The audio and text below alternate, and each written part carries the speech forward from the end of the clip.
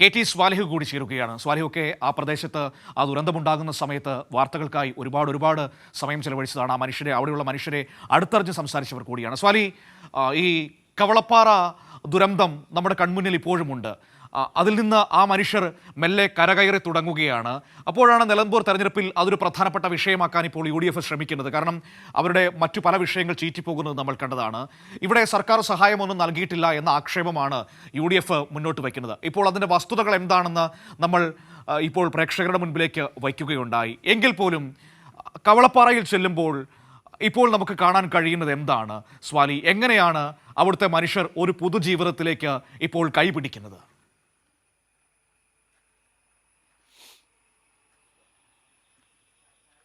മനു, തീർച്ചയായും ഇന്നലെയാണ് പ്രതിപക്ഷ നേതാവ് കവളപ്പാറ സന്ദർശിച്ചത്. അതിനുശേഷം അദ്ദേഹം സർക്കാർ നടത്തിയ പുനരധിവാസ ശ്രമങ്ങളെ, പദ്ധതികളെ ഒക്കെ വളരെ മോശമായി ചിത്രീകരിക്കുന്നതാണ് നമുക്ക് കാണാൻ കഴിഞ്ഞത്.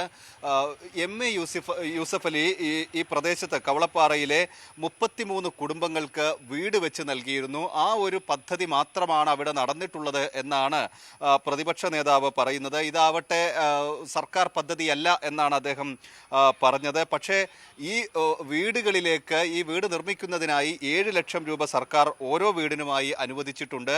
അതോടൊപ്പം തന്നെ ഇവിടേക്കുള്ള റോഡ്, ഈ വീടുകളിലേക്കുള്ള വൈദ്യുതി എല്ലാം സർക്കാർ അനുവദിച്ചിട്ടുണ്ട്. അതെല്ലാം സൗജന്യമായി തന്നെ അനുവദിച്ചതാണ്. ഈ കവളപ്പാറ റോഡിന് മാത്രം 2 ഘട്ടമായി പഞ്ചായത്ത് 25 ലക്ഷം രൂപ നൽകി.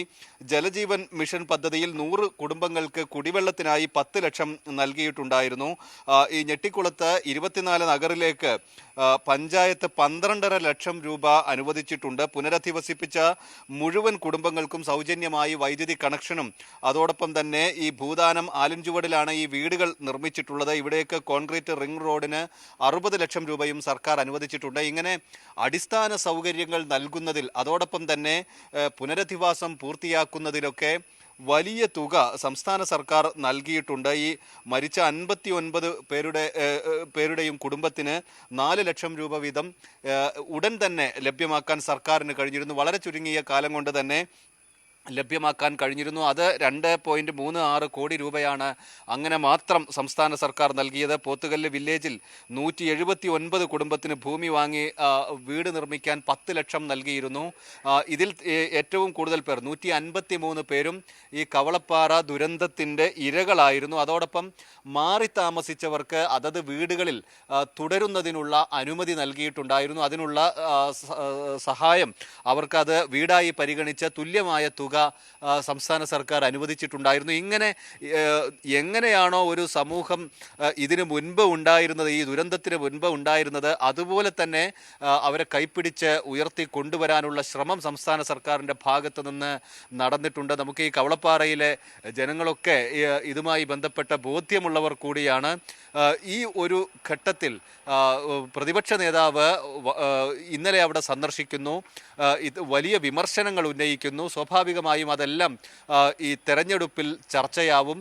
സംസ്ഥാന സർക്കാർ നൽകിയ തുകയുടെ കണക്ക്, അവിടെ നടത്തിയ വികസന പ്രവർത്തനങ്ങൾ, ഈ കുടുംബങ്ങളുടെ ദുരിതാശ്വാസത്തിനായി നൽകിയ തുകകളെല്ലാം തന്നെ വലിയ തോതിൽ ചർച്ചയാവുമെന്ന് ഉറപ്പാണ്. മനു, ശരി, ഏതായാലും സ്വാലിഹ് പറഞ്ഞതുപോലെ ഇനിയിപ്പോൾ ഏറ്റവും കൂടുതൽ ചർച്ചയാകുന്നത് ഈ പറയുന്ന വിഷയം തന്നെയായിരിക്കും. അപ്പോൾ സ്വാഭാവികമായും സർക്കാരിന് എന്തു ചെയ്തു, എത്ര തുക ചെലവഴിച്ചു, എങ്ങനെയാണ് അവിടുത്തെ ജനതയുടെ പുനരധിവാസം ഉറപ്പാക്കിയത് എന്നതടക്കമുള്ള വിഷയങ്ങൾ ഒരിക്കൽ കൂടി പൊതുസമൂഹത്തെ ബോധ്യപ്പെടുത്താനുള്ള ഒരു അവസരം കൂടി ഉണ്ടാകുമെന്നാണ് ഞാൻ കരുതുന്നത്. ഏതായാലും പ്രതിപക്ഷത്തിന് ഇവിടെ ഇതുവരെ കൃത്യമായൊരു വിഷയം കണ്ടുപിടിക്കാൻ കഴിയുന്നില്ല എന്നതാണ് നിലമ്പൂരിലെ അവരുടെ ഏറ്റവും വലിയ പ്രതിസന്ധി എന്ന് പറയുന്നത്.